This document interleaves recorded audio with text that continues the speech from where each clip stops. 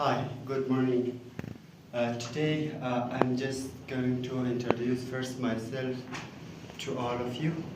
I am Rezaid, Director of Shami Danish Educational Center.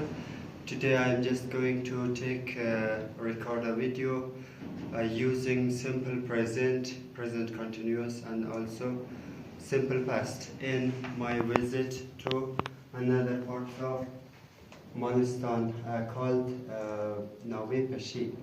There you can find a grave of a person by the name of Miradina.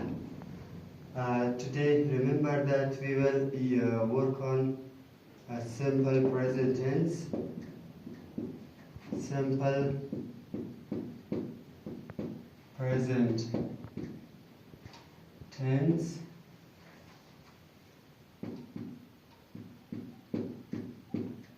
present continuous tense, and also simple past.